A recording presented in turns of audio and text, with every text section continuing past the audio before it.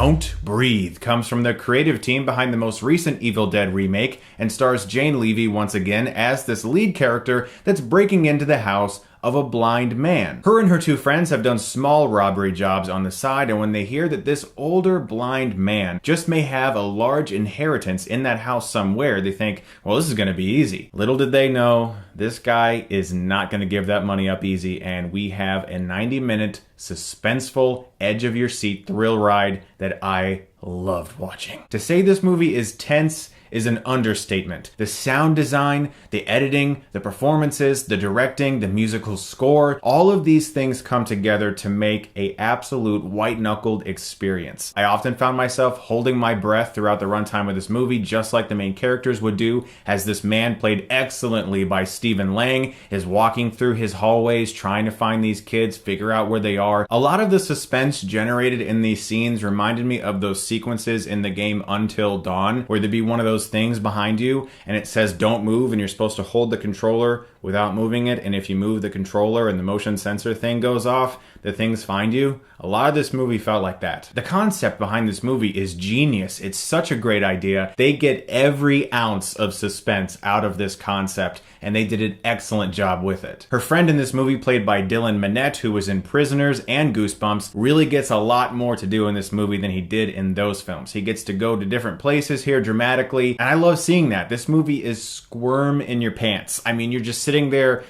Everything about this movie just makes you want to just curl into a little ball, especially towards the ending, which, you know, I won't spoil, but it just makes you want to just sit there in the fetal position like, Mama. I was so happy to see all of the various things that I've complained about in horror movies lately avoided. The jump scares that are in this film are true. They're not false scares that are just there like somebody touches somebody's shoulder or some bird friggin' flies in a window or some bullshit. All of the scares in this movie are effective, and they're there to build and heap that suspense and tension upon you. And as you learn more about the man they're trying to rob, you begin to get even more afraid, because this guy is nowhere near as defenseless as they thought he was. And so that, added with the excellent direction and on-point sound design, made this an extremely exciting movie to watch. I barely had a single issue with this movie until the ending. I won't ruin it for you, but there's a part where it cuts to black, and I said, that's perfect, oh my gosh, I love it, and then it fades back in.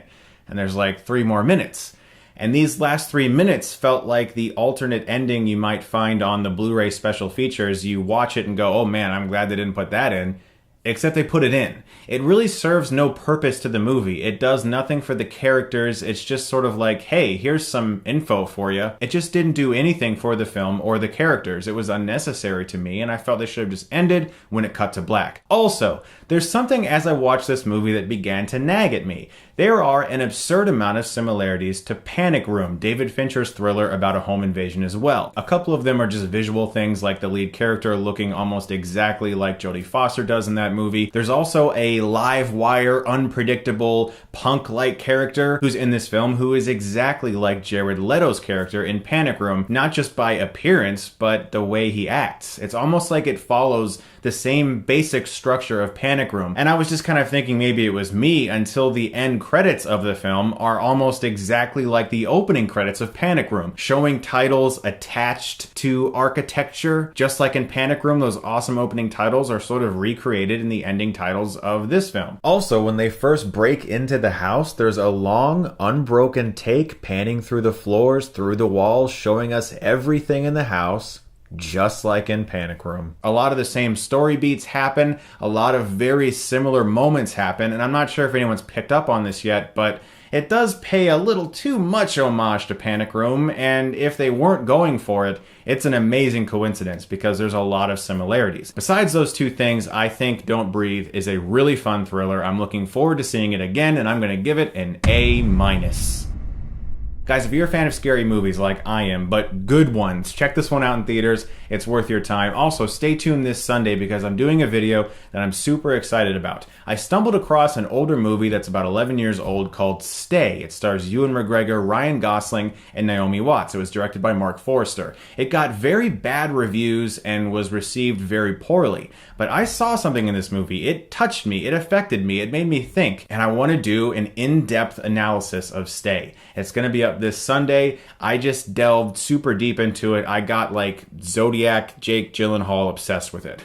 And it was a lot of fun. I'm excited to share that video with you guys. Thank you so much as always for watching. And if you like this, you can click right here and get Stuckmanized.